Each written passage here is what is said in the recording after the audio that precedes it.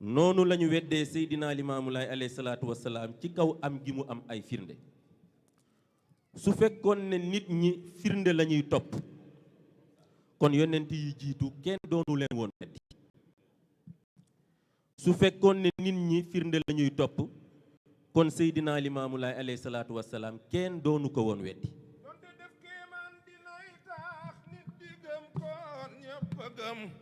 donte def kéemaan dinay tax nit ñi gëm kon ñépp gëm maam Limaamul Laay ngir moom daana wax laaj leen karaam laa ilaaha illallah laa ilaaha illallah. ñu gis ne weddi gi dara waralu ko lu dul wuute gi nga xam ne ñu gis ne weddi gi dara waralu ko lu dul wuute gi nga xam ne li yàlla amal wuute na ko ak seen bëgg-bëgg topp li leen neex moo leen gënal topp seen dogalu borom moo tax yàlla ne kullama jaahum rasulun bima la tahwa anfusuhum fariqan kazzabu wa fariqan yaqtuluun saa yu ma leen yónnee yonent mu ñëw te dëppoowul ak seen bànneexu bakken ñenn ña ca ñoom dañu leen di weddi ña ca des ñu rey moo waral ñuy gis yàlla jox yonent yi firnde nit ñi jàkkaarloog firnde ya nii may jàkkaarloog yéen xam xel ne lii lu am la ba noppi ne yàlla defu ko jinnee ko def wala njibar layu weddukatu yonent yëpp loolu la mooy gis lu am ne jinnee ko amal wala njibar yàlla wax ko ne kazalika ma ata allazina min qablihim min rasulin illa qaalu saahirun aw majnun naka jekk amul benn mbooloo ci mbooloo yu jiitu ñii lu dul ne ba ma fa yónnee ndaw jiiñ nañ ko ne def njibar la wala mu ànd ak jinne borom bi waxaat ba léegi ne qaala allazina kafaru lil haqqi lamma jaahum haza sihrun mubin yàlla ne weddikat yi bu ñu gisee lu am ma jox ko sama yonent mu indi ko dañuy gis li am ba pare ne njibar la ju leer nekk ci topp sa bëgg-bëgg moo waral borom woote bi indil ñu jihaadu nafsi mooy nga bañ a jiital sa jëmm bañ a jiital sa bëgg-bëgg bañ a topp sa bëgg-bëgg ku tegtaloo wulli yàlla amal di nga tegtaloo say njort ak say bëgg-bëgg ku tegtaloo say njort ak say bëgg-bëgg di nga réeral sa bopp ku réeral sa bopp safara di sa kër wal iyaazu billah lépp lu safaanoo ak li am neen la sos la alxaqu min rabbikum fa man shaa fal yu'min wa man shaa fal yakfur yàlla wax na yonentaa bi ne que nee leen nañu xam ne lépp lu am man maa ko amal ku mu neex nga nangu ko ku mu neexit nga bañ ko mu teg ci ne wa mimman xalaqna ummatun yahduuna bil haqqi wa bihi ya'diluun wallazina kazzabu bi ayatina sanastadrijuhum min haysu la ya'lamuun am naa mbindeef ci mbindeef yi ma sàkk ñoo xam ne ñoom li am la ñuy tegtaloo te li am moom la leen jubal waaye ñeneen ñette des nga xam ne loolu am di samay kiimaan dañ koo weddi dinaa leen jay jëme leen ca fa ñu xamul wa axiru daawaana an alhamdulillahi rabbil alamin wasalaamu aleykum wa rahmatullahi wa barakatuhu allahuma salli ala seydina muhammadin wa sallim ñu ngi nuyu ñëpp di jiital nuyoo bi seydina muhammadul muxtaar ibnu seydina mandione laay ibnu seydina imaamillahi almahdi alayhimi salaatu wassalaam di wàccee nuyoo bi ci rakkam te seydina muhammadul amin ibnu seydina babacar la ibnu seydina imaamillahi almahdi alayhimi salaatu wassalaam jiite leen di leen jotale nuyoom ak i ñaanam di wàccee nuyoo bi ci suñu waajur seydina maam libaas ak seydina muhammadul muxtaar ñiy doomi seydina babacar la ibnu seydina imaamillahi almahdi alayhimi salaatu wassalaam di jël mbooleem nuyoo yooyu di ko teg ci ki leen fi loxol ki leen fi toogal di suñu mag di suñu xarit sëriñ maam Alassane Laay sama xarit sama xaritu papa daan ma yónni ci moom ba tàyyi ñu koy jële ji bu daan génn muy ñëw di ko wéttali sëriñ Raan ibnu seydina abdullah ibnu seydina isa ruhullah ibnu seydina imaamillah al mahdi ñu ngi lay nuyu sang bi di la ziyaar di la sant ci cër bi nga ñu cëral ndax jotaay bi yaa ko jiite luñ fi def ci seen ndigal lañ ko defee di wàccee nuyoo bi sa sarak ju tedd ji suñu xarit it Serigne Cheikh Mbacke Laay ibnu Seydina Abdullah ibnu Seydina Issa Rouhullah ibnu Seydina Imamillahi Mahdi di ko ñaanal yàlla defal ko ndam ci liggéey bi di ko sant di ko gërëm ci yaatal bi ak dalal bi di wàccee nuyoo bi Seydina Ibrahima sama xarit it suñu sang ibnu Seydina Maam Alassane Laay ibnu Seydina Mandione Laay ibnu Seydina Imamillahi Mahdi di nuyu Serigne Ndiaga Laay ibnu Seydina Abdullah ibnu Seydina Issa Rouhullah ibnu Seydina Imamillahi Mahdi di beral nuyoo ki ñu fi dalal tey Seydina Maam Alassane Laay ibnu Seydina Maam Alassane Laay ibnu Seydina Mandione Laay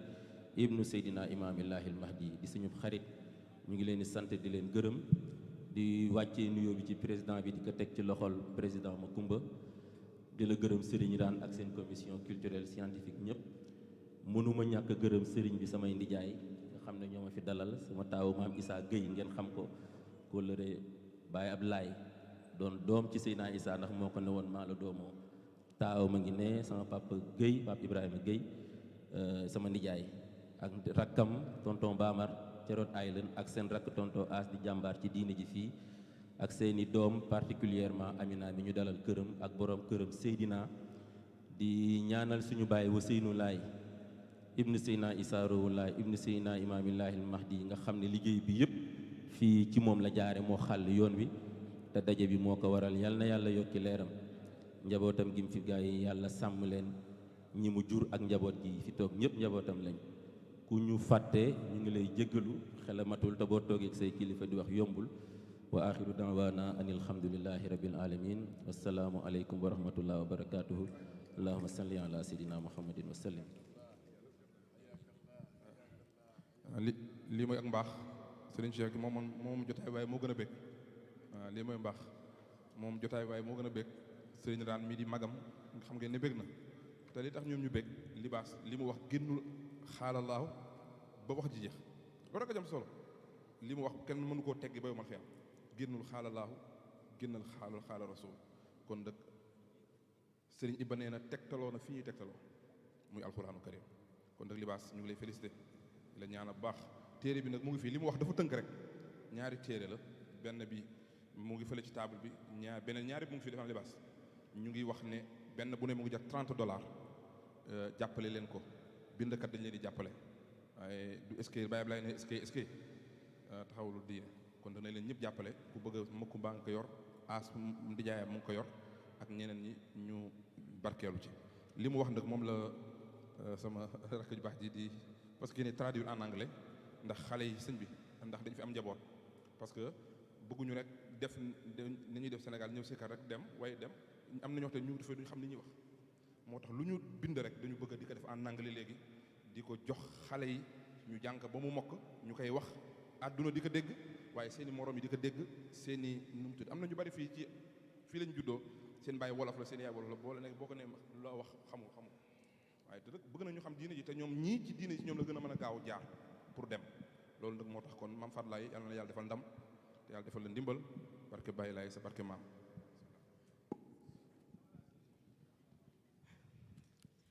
bismillahi rahmani rahim aouzu billahi mina seytaani rahim man maa ngi tudd maam Fatou Laye Ndoye doomu soxna Caba Laye Thiaw ak doomu Seydina Mandione Laye Ndoye tey maa leen di I'm doing a presentation on common sense in the pride and the face of God's miracle. Sayyidina Imamullahi al-Mahdi is the aim towards which men and jinns must reach. The path that leads to it must be facilitated and diversified. The languages and the dialects through the which different communities express themselves are all paths that can be facilitated the journey towards Him. This is the reason why, after having published my books, Oceans of Light, Sayyidina Imamullahi al-Mahdi, as well as Common Sense and the Pride in the Face of God's Miracle, I made a point of priesthood to have them translated in different languages in order to contribute to the multiplication and the diversification of these pathways. The purpose of these books can be summed up in 4 points. The first is to remember that the prophet always has proof. Indeed, sending a messenger to creatures without giving them the means to recognize it, it would be an injustice, whereas the Lord is just an equitable master. This first point is far from the trivial, because it points out that every rational individual has the ability to distinguish the true prophet from the false. Indeed, he will recognize the true prophet by his ability to provide proof, and the false one by his inability to do so. When Sayyidina Imamullahi al-Mahdi announced that he was the Prophet Muhammad ﷺ, who had returned for a second mission, what should have been done was to ask him for proof, nothing else. It was not to tell him that the appearance of a prophet was impossible. It should not be either to surprise to not have been informed by the Quran, the Sunnah, and by the writing of scholars. Of the occurrence of such events, quarrel of this kind issues around his mission seem to reveal the ignorance of a large part of Muslim of a preprominent place occupied by the proof within the prophetic mission. They could also attempt to deterrence motivated precisely by the desire to divert attention from the importance of the evidence. The best way to verify that an individual has a bachelor's, master, or doctorate is to ask him for proof of it and not ask where he was predicted. In Latin, it is translated that the burden of proof rests with the person who declares the existence of a fact. If we know that a diploma or an attestation is a proof of the one who claims to have license or master degree, we also know that what serves as proof to a prophet is miracle. Once it is attested that the individual who declared himself a prophet present this proof, logically, no controversy shall remain. God said, "Did they not hear the story of those who precede them, the people of Noah, the Ahad, the Thamud, as well as those who lived after them, and of those who Allah is the only one who knows them? Their messengers brought them the evidence." This verse testifies, on the other hand, that there are prophets who are not mentioned neither in the Quran nor in the Sunnah, even less in the books of scholars. And on the other hand, there are without exceptions proof. The second point is designated the nature of these proofs of God. Indeed, by referring to several passages of the Quran, we have demonstrated that these proofs are miracle. This demonstration was not difficult because the number of passages which indicate the synonym between the two plethoric. We have chosen among the most obvious those followings. Into Tahmud we sent their brother Salih, who said to them, "O my people, worship Allah. You have no other God but him. Certainly a proof has come to you from your Lord. Here is the camel of Allah, which I present to you as a miracle." We notice below the Prophet Isa insists on the miracle he brought in order to demonstrate his status as an envoy of God. "I bring you a miracle from your Lord. I make you a bird out of clay, then I blow on it, and it becomes a real bird by Allah's leaves. And I heal the blind, the leper, and raise the dead by Allah's leaves. And I tell you what you eat and what you keep in your homes. Here indeed is a miracle for you if you are acceptors." In the following verse, it is God himself who established the synonym between proof and miracle when he says, "Did they not roam the earth to observe what becomes their preceders? They were more powerful than them. They had plowed and peopled the earth much more than they did themselves. Then the messengers came to them, bringing them with proof. It was not for Allah to wrong them. They wronged themselves. Then those who did evil ended up in denying the miracle of Allah and ridiculing them." The third point is to give definition of miracle. All that is real is a miracle of God. Being the origin of all creation, God righteously attributes everything that exists by calling it Ayah Allah. We hear Aryans call themselves the Ayah Allah. In reality, every being with it an Ayah Allah, being humans, animals, winds, forests, snows, and much more. We are all beings of God. Among the verses that demonstrate that the real synonyms with miracle, there are the following. Then we sent Haran endowed with a miracle to Pharaoh and his notables. They were puffed up. They were people who committed crimes, and the real came to them from us, they said. "Behold, indeed, manifest magic." Moses them replied, "Do you say of the real when it comes to you that is magic, when you know magicians cannot produce it?" Like their preceders, Musa and Haran went to the Pharaoh to transmit the message of God, bringing them with proof. These had the particularity of being the real phenomena, except by all beings human capacity, except for the Pharaoh and his followers, who out of pride despised them and called them magic tricks. How great was Musa's surprise when he heard this subterfuge. Once the definition of a miracle has been made, we had no difficulty in demonstrating. And the fourth and last point, that is to be monotheistic, is to admit that the individual who presents himself as God and managed to produce the real and is clear and void of the Lord. Common sense cannot contradict reality. On the other hand, accusing this individual of a liar constitutes associatism.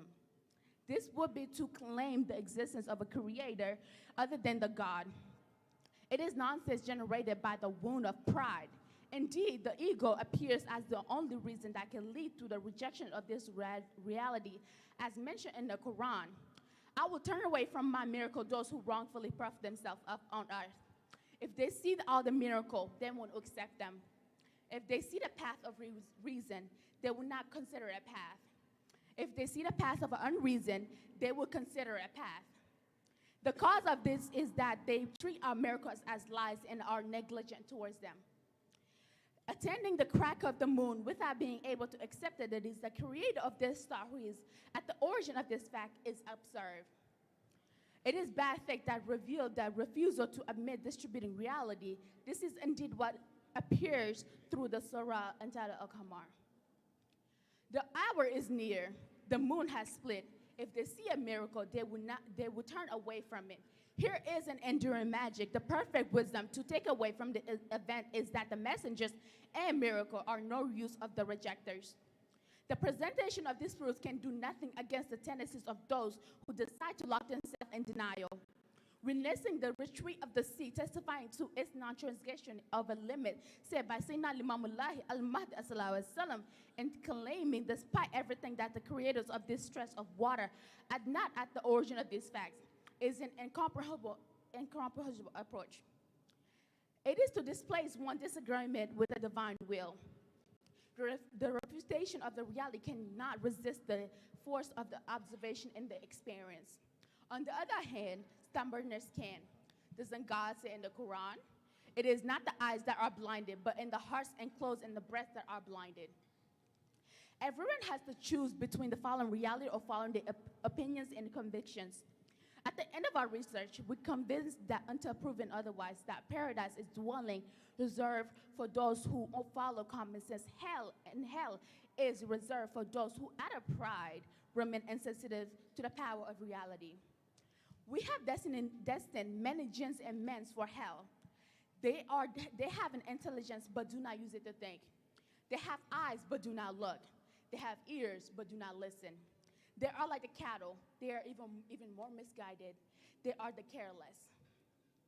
The challenge for those who reject the evidence provided by Sayyidina Imamullah al-Mahdi ﷺ is to point out that the other actors they believe and are capable to provide it.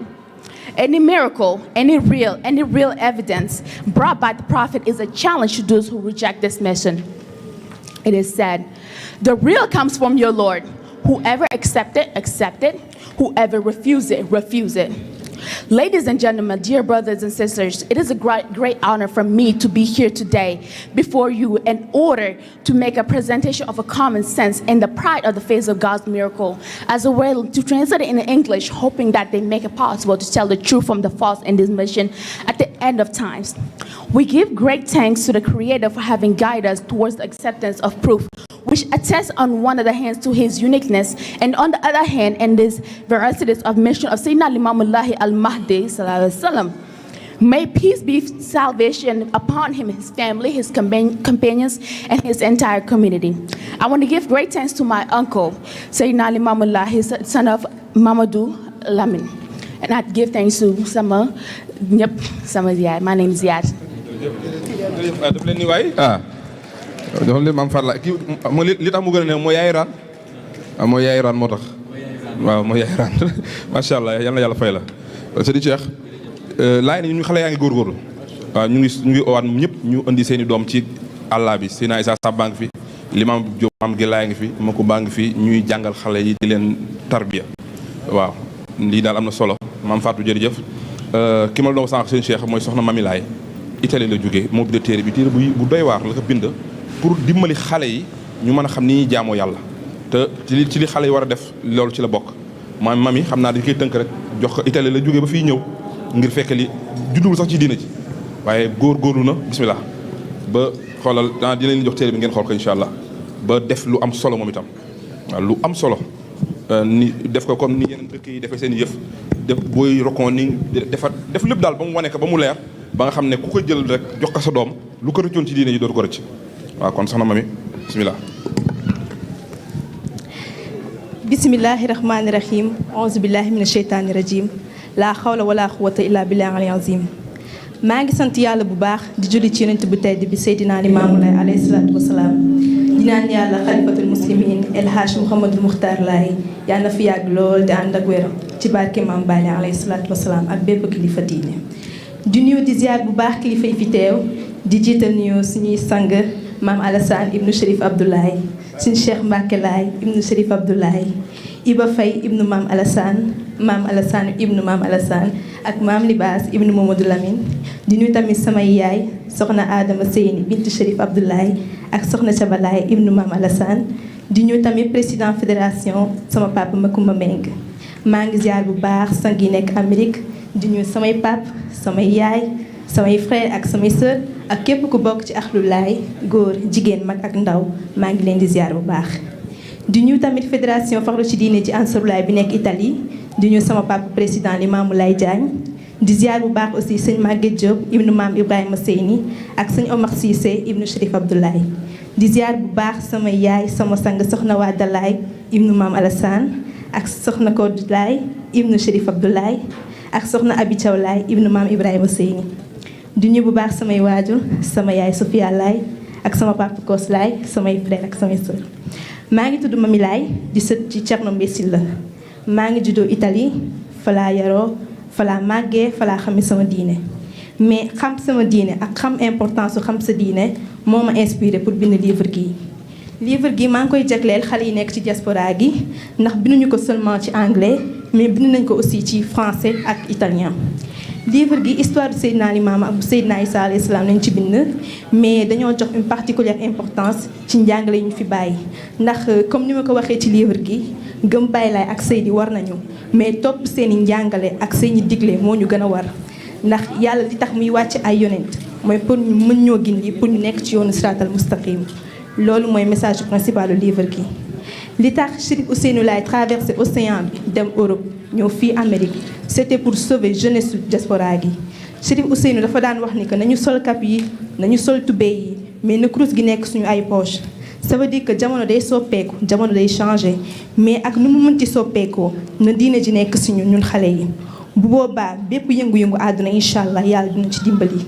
en cette journée que dañuy rendre hommage Cherif Ousseynou Laye mun naa wax ni que li mu bëggaloon diaspora gi li mu bëggaloon jeunesse diaspora gi macha allah am na. Ce livre est dédié à la docteur de la jeunesse Cherif Ousseynou Laye yal na yàlla yokk ay leeram taf ñu si barkeem maa ngi jégluwaat ci kàddu yu ma fi yëkkati wax ji bu ñagasee rek ci sama mata di la te bu baaxee rek si ñëwlu suñu borom la wasalaamaaleykum. amul tàccu fi tasu leen rek laay duñ tàccu jërëjëf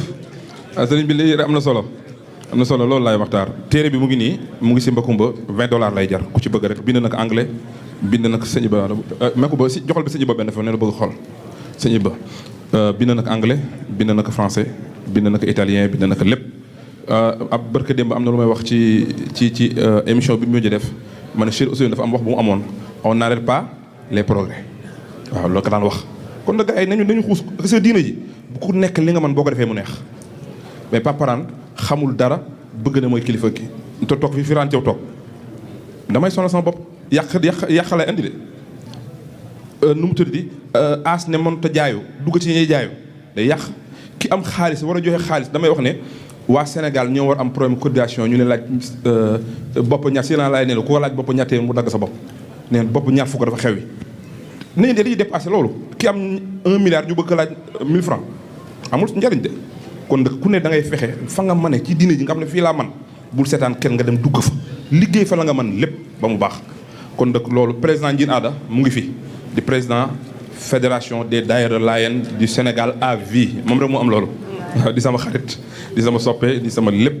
ñëw na Serigne Cheikh xam naa ne li mu gis fii dina ko yóbbu Sénégal seen daayira ngeen gën a yokk man bokkatuma foofu sunu ñun fii lañ sunu daayira fii la ngeen gën a góorgóorlu ndax ngeen ma kon baax na moom mu ngi fi ñu ngi koy nuyu bu baax di ko dalal El Hadj Sena Issa Laye Diop moom itam historien bu rajo Jàmmalaay FM moom itam mu ngi fi macha allah ñëw na di def liggéeyam sunu bàyyi magay seen laay jóge na ba Sénégal ñëw bu yàgg mu ngi toog defe naa ne libaas lim na ay ndijaayam yi ñëw moo tax duma leen limaat ko daal ci li ñu jàppandi ñoo ñu ngi fi waykat yi gasoo nga leen jiite ànd ak Baye Ngaal ak Mbay Sekk ñëw ngir teew mbir mi waaye sang yu jigéen ñu ngi fi si biir soxna Adama jiite leen yal na yàlla fay leen kon dañuy jox Bas Sekk laay moom mu yëkki kàddu ngir brode bi nga xamante ne mooy imam bi mu mën a wax suñu paree ñu delloo sang bi kàddu gi su paree rek julli automatiquement daal di xaar xéewal yi suñu paree ngeen delluwaat ci hôtel ya noppalaku daal di nu mu tuddati waaj incha allah rabbi gàmmu gi sëriñ bi sëñ Cheikh gis nga xale bi li mu wax Cherif Ousseynou Laye dañu wax ne moom sëriñ Bass lañ jagle bés bi bu guddee am na koo xamante ne tamit dina tënk ci sëriñ Bass ci anglais bokk ak li ngay wax ci moom ci wolof ñëpp a mën ko dégg kon sëñ Bass jërëjëf sëriñ Raan maa ngi yëkkati ay nuyu di ko teg ci loxo sëriñ Raan bu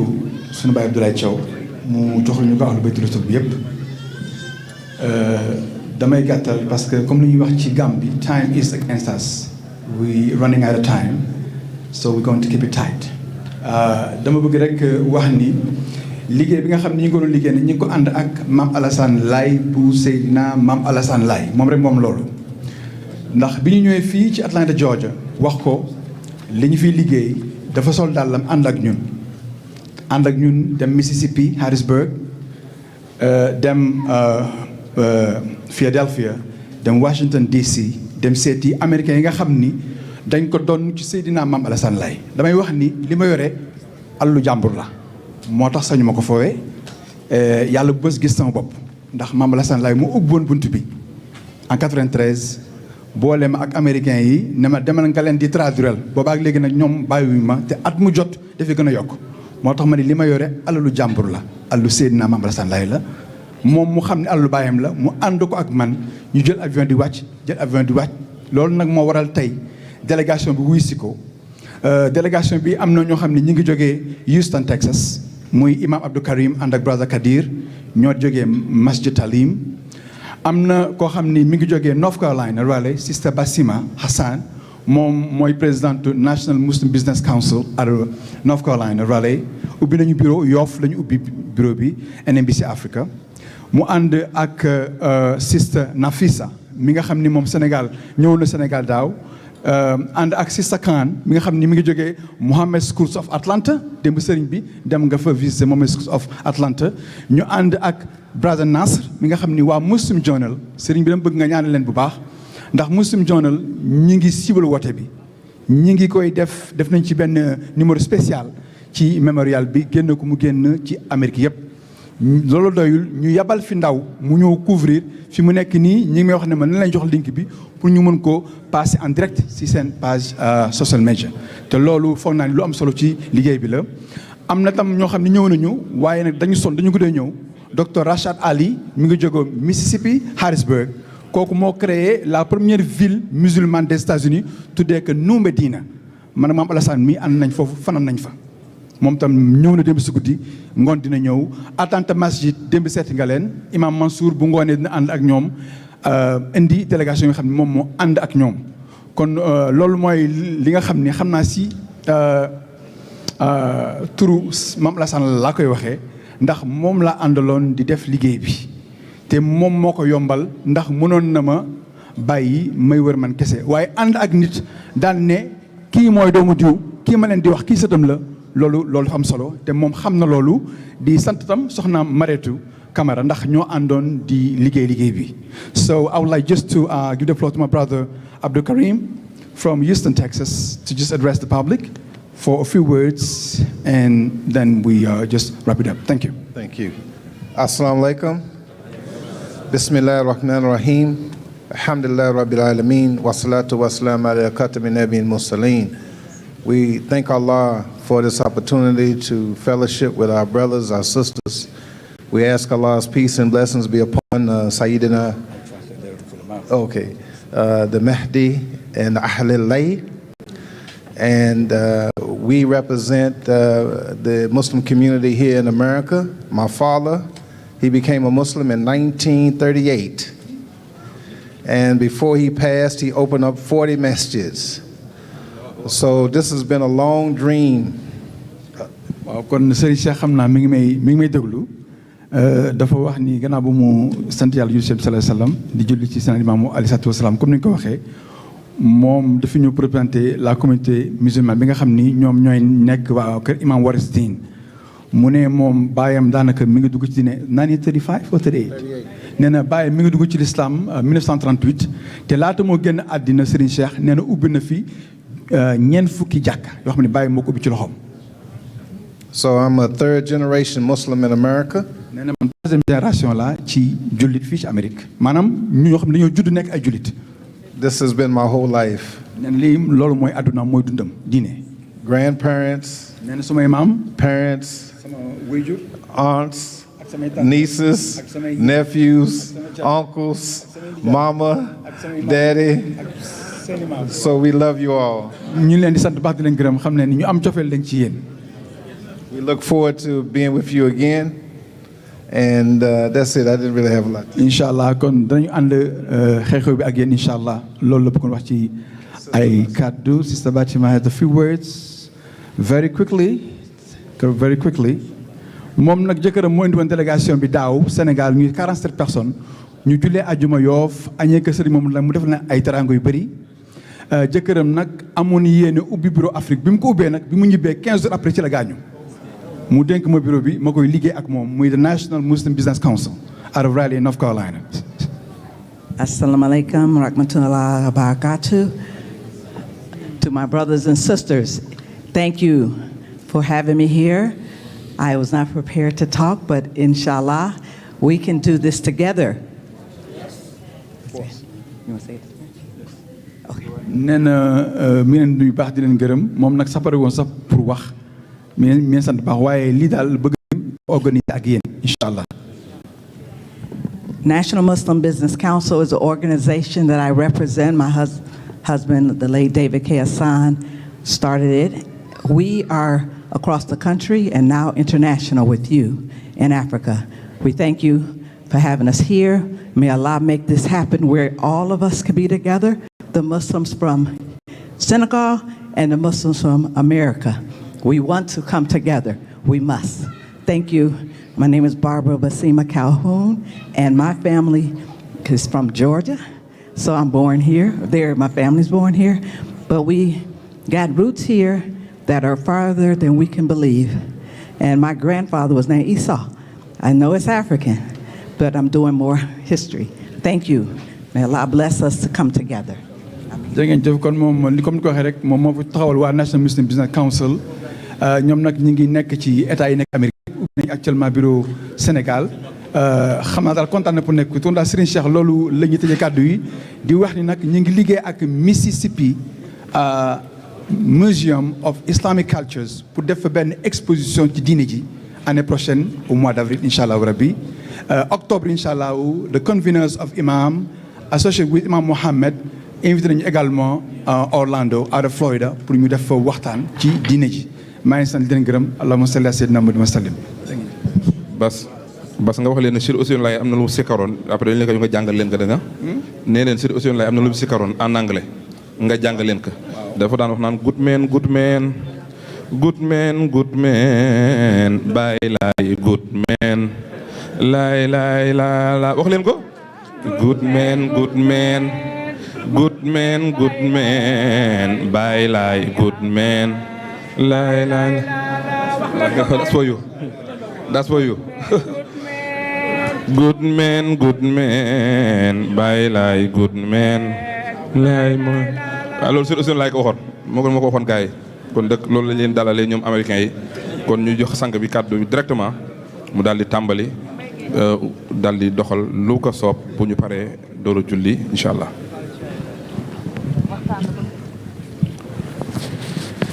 bismillahi rahmani rahim alhamdulillahi rabbil alamin والعاقبة للمتقين ولا عدوان إلا على الظالمين والصلاة والسلام على أشرف المرسلين سيد الخلق إمام الله المهدي المنتظر وعلى آله وصحبه ومن تبعهم بإحسان إلى يوم الدين السلام عليكم ورحمة الله تعالى وبركاته mbokk jullit yu tedd yi ñu ngi leen di nuyu di leen ziyaar di ñaan ci yàlla sunu jataay bi yàlla na ko yàlla boole ci jataay yi mu nangu ki tax nu daje fi muy Cherif Ousseynou ibnu Rohulaay ëmb rakkam ju tedd ja imam Bachir Laay noo ngi ñaan lépp lu ñu leen ñaanal yàlla na ko sama borom ba nangu di ziyaar sunu way jur di leen jottali nuyoom sunu baay Mouhamadul Muxtaar al Khalifa di ñaan yàlla na fi yàgg tam wér yàlla defal ko ahlu bayt bi yëpp ka ne ca seen kanam di sunu baay Mouhamadul Amin ëmb sunu baay maam Libaas ëmb sunu baay imam Muxtaar ak seeni doom di ñaan yàlla nañ fi yàgg tam wér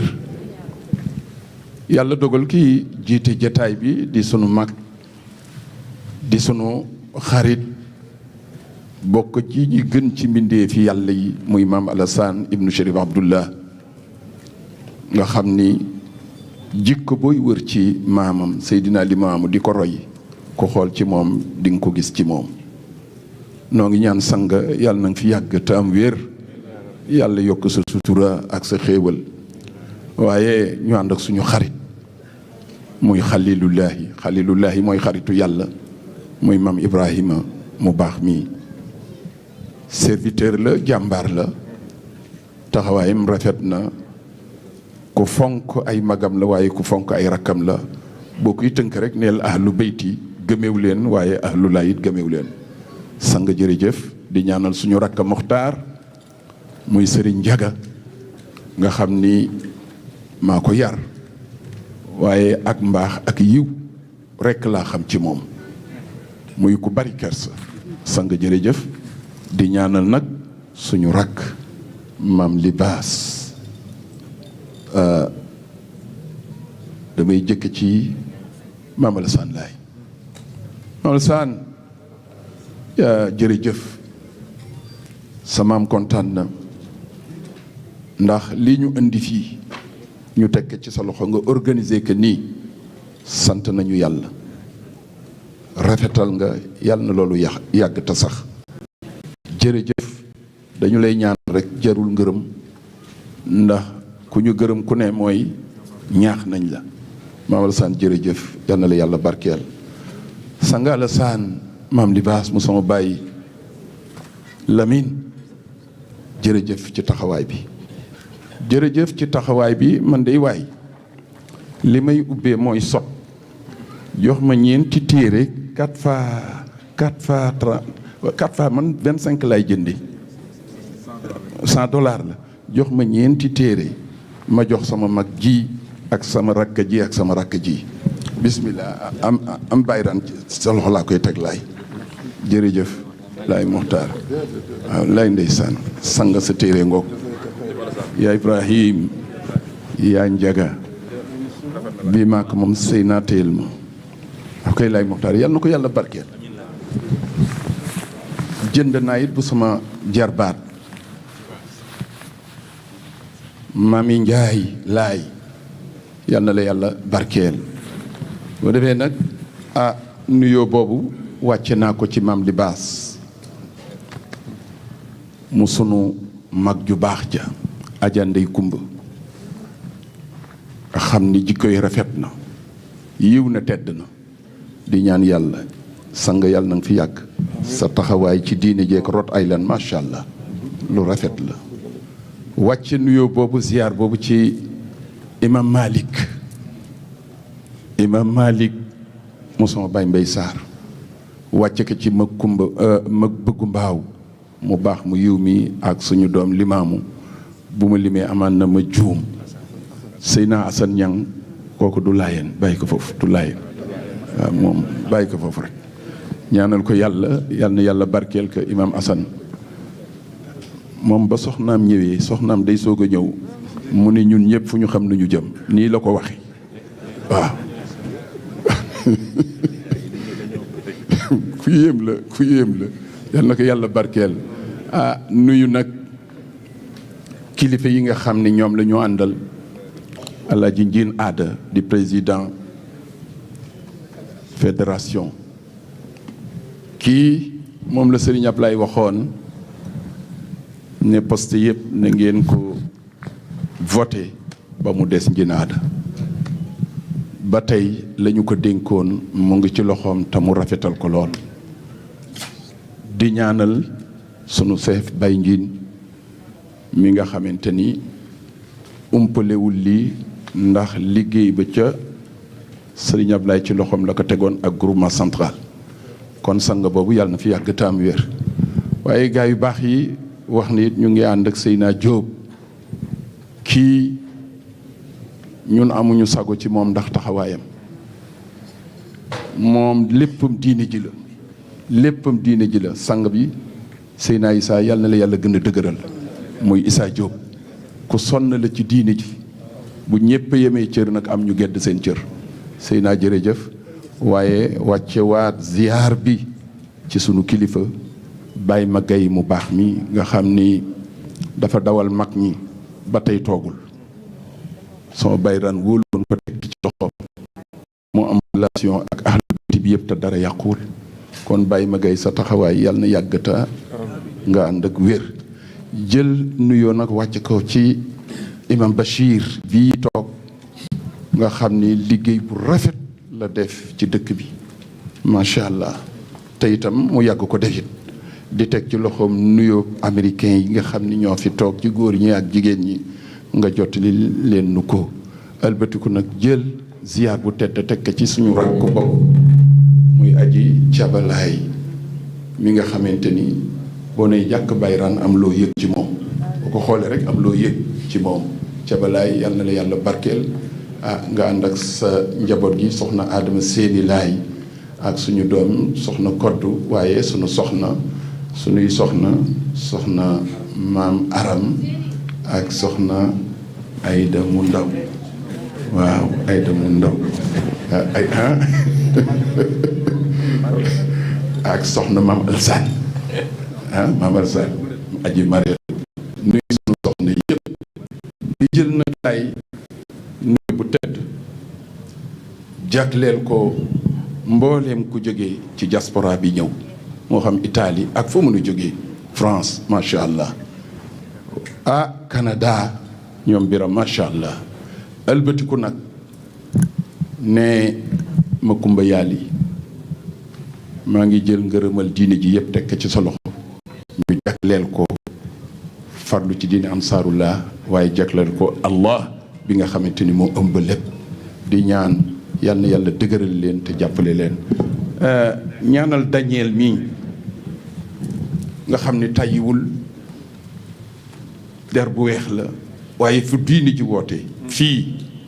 ci Amérique bu ngeen geesoo rek gis ko waaye fu diini ji woote ca Afrique bu ñu geesoo gis ko fekk na ma sax ba Côte d'Ivoire fa lillahi alhamdu wa shukr Daniel jërëjëf yàlla na la yàlla fay ñaanal nag sunu mag yu baax yi ni nga ko ñaane léegi nii rekk la diini amul retraite bu ñu xoolee maam Sàmbalaay téeméeri at ak lu teg benn naqar rek la amoon mooy Sàmbalaay génn àdduna ñuy sikkar te du ko fekkee lii moo doon naqaru maam Sàmbalaay kon nag noo ngi ñaan at yamu amoon yàlla nañ ko am ñun ñëpp di dundal diini ji fa lillahi alhamdu wa shukru xam naa ni daal tey dañuy tënk ndax dafa am lu ma seetlu bi ma ñëwee bërki démb ba asamaan set ñu ni dañuy julli ji juma ñu def délégation bu rëy ak ñi ma àndal ñu jëkk ca école ba école boo xam ni primaire la dem ba ca kaw lycée bi fii lii fii ñu visité ko mu yéem lool ñu gis ci ouverture ñu accepté jullit yi ak ku dul jullit ñu jóge fa dem ca seen jàkk ja mu fees del ñu def fa xutba bu am solo muy imam ba ñu waxtaanal leen waaye ñun ñi fa demoon li moo di ni gis nañ ci ñoom sang bu tedd ba li mu nu indiloon ñun bàyyi lay alayhi salaatu wasalaam ñoom ñu ngi koy appliqué lan la ñu indil wéetal yàlla wéetal yàlla nag bu amee bennoo am lan la ñu indil roy ko moom te moom mooy royukaayu mbooleem kuy wéetal yàlla lan la ñu indil ñu dimbalante nag mu ngi sukkandiku ci bëggante ba moo waral seen diine loolu la boole business yépp ñu am dañuy gis ne dañuy jàppalante bala ñuy dem feneen ñu ñëw ci seen mbokk pour mu jóg man nag li may laaj mooy Ibrahim ndax nit ñu booloo te seen xol féewaloo ak nit ñu tas te seen xol ànd ban moo ci gën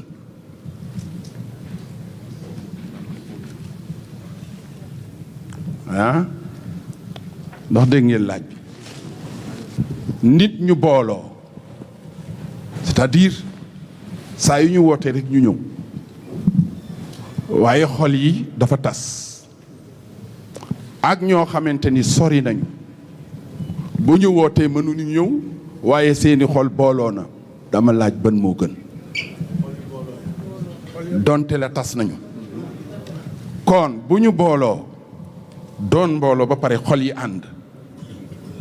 xanaa boobu moo gënati mbokk yi kon dafa am rek nasiha bu may joxe ci lu gàtt ndax alxuraan mooy sunu wéeruwaay Ibrahim dafa nu ñaax moom yàlla waaye dañuy faral di wax aaya bi waaye jëfe ko léeg-léeg mu jafe mooy wa'tasimu bi hablillahi jamian wala tafarraqu ñun dafa am buum gunu yeew buum googu nag mooy laa ilaha illa allah le fait que ci ñu nekk ci rek tàqali koo waratuñu wala tafarraqu bu ñu nee innamal muminuuna ixwa jullit yépp ay mbokk lañu gis nga bu mbokk amul iman du am aha ndax mbokk moo fi jiit lislaam kullukum li aadam wa aadam min turab kon ala kulli xaalin su mbokk dëgërul iman du dëgër ñun ñi fi ne ñépp nag ñu doon ay mbokk wala tafarraqu bu ñu tàqali ko baatu fa aslixuuna bayna axawaykum defar leen diggante yi fexe ba ñu jege yantoo ci xol moo gën ñuy sori yantoo bi nu yàlla digee lii nag dafa ñu moytuloo xam nga yàlla digalam ku yeewu da ngay jëfe waaye dafa nu moytuloo bii lii mooy wala tanaazaw fa tafshalu wa tazhaba riixukum sunu borom nee na bàyyi leen xëccoo moytu leen ko bu leen ko def ndax xëccoo bu amee rek échec day am te échec bu amee rek dootuñu am force lu ñu bëgg a def dootuñu ko mën kon ñun mbooloo mi fi ne dañu war a doon benn dànk bokk ndey bokk baay xam li nu boole lan la moytu xëccoo moytu détail ci sunu biir sang bu tedd bi ñu ndey xam nañ ne bu xëccoo amul lu ñu song mën na dem kam min fi'a qalila ghalabat fi'a kathira bi iznillah mbooloo mu tuuti moo xam ni yàlla rek moo fa ne lu ñu song rek day dem. lan mooy sama cëslaay ki yàlla yónni woon ci moom ñun sa maam Mame Alassane xoolal bi muy woote moom kese la moom kese la yàlla gémba ko te ku yàlla samp ku la bu ma kookaay daanu waaye yow doo daanu bàyyi lay moom kese. léegi nag ngeen jàngat bi nga xamante ni toog nag saaba yi comme ni ñu toogee mu leen lay ba amoon ko ñëw ne dala rey limaamu yéen naka leen la def mag ñi ne ko limaamu sunu ru du ko fekke mu ne laay génn leen dem ca jàkka ja ngeen sikkar parce que baat boobu moo war a boole sunuy xol dem leen sikkar bàyyi maag ma baroom te gis ngeen mbooloo moo fi gis léegi garde corps lay àndal samaam nag musul am garde corps am moo doon yàlla tawakkaltu ala allah wa kafa billahi wakila mu wéeru ci yàlla ba dëgër samp woote bi ngeen xool nag itinéraire am mooy fi mu jaar moom limaamu ba ëgsi fi mu ëgsi te kenn mësukaa pakkastal ba mu daanu ku taxaw ci kanamaan rek yow yaay daanu kon jàpp naa nii ku ànd ak yàlla loolu ma wayoon ne ku jël sa mbir jox ko yàlla buur yàlla méngoo la mu ni nga jox ko keneen mu seetaan la mbugal la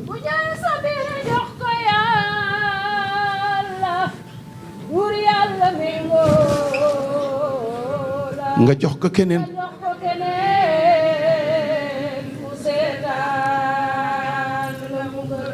kon ko fu la mbir mi ne su ko defee nag xam naa Iba Faye mu ngi ma naan waaw Serigne Cheikh su fekkee ni dafa am ku laaj ci ñun ci sunu mbooloo mi suñu jataay bi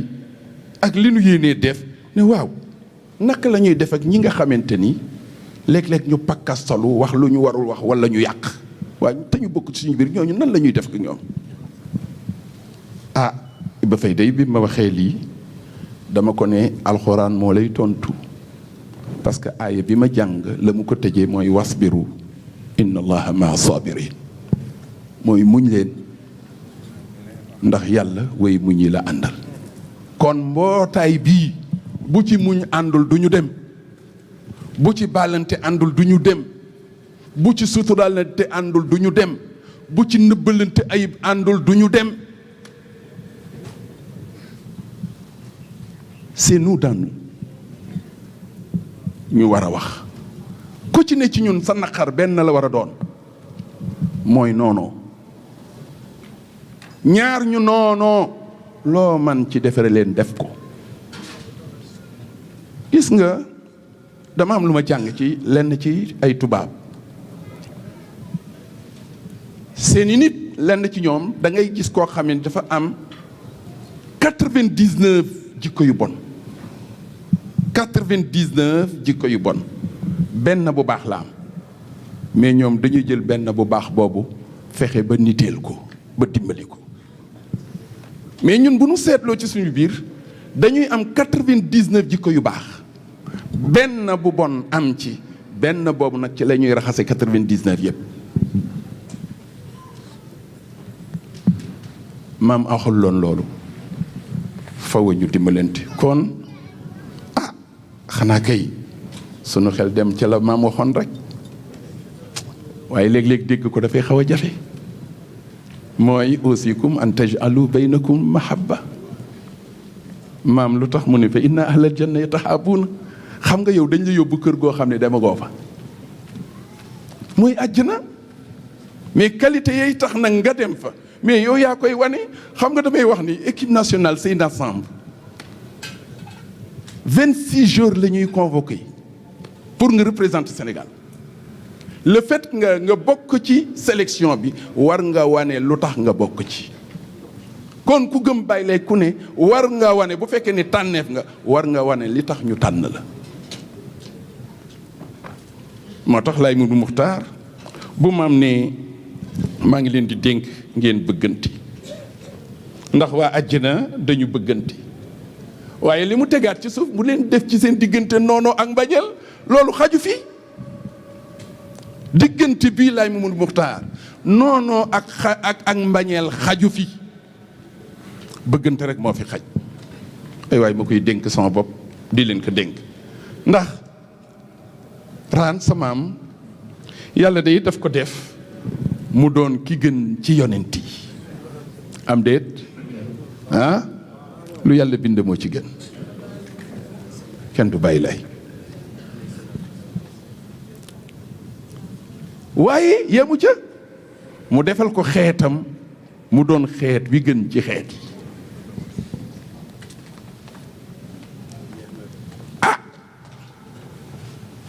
la ko signé nag mu wax nu ko la ko signé mu wax nu ko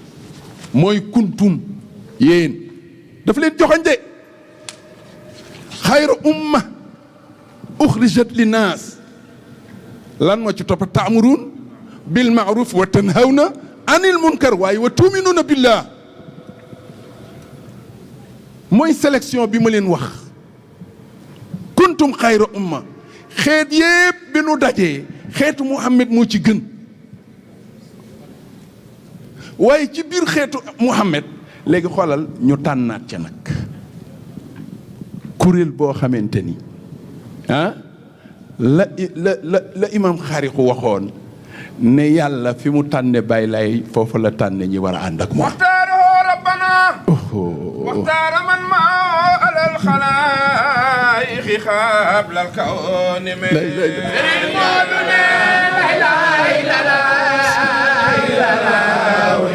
waxatal ba dégg limaamu laay faxtaaroo rabbuna wallaay ndeysaan waxtaara man ma alal xalaayiqi xablal kawni me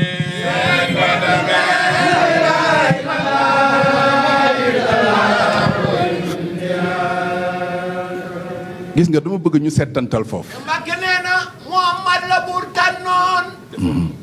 defoon karayiisuna bilaay jëmam jaa ñëw ci soodaan imaamana kon ku gëm yàlla gëm Baay Laay dëggal sëy di wàccana tubaab baani sans cër la jërëjëf Sidiraan gis nga mooy sélection bi mu leen doon wax gis nga nit dafa war a xam boppam imam Saxiir da nga ko way léegi ñu riim ko ndax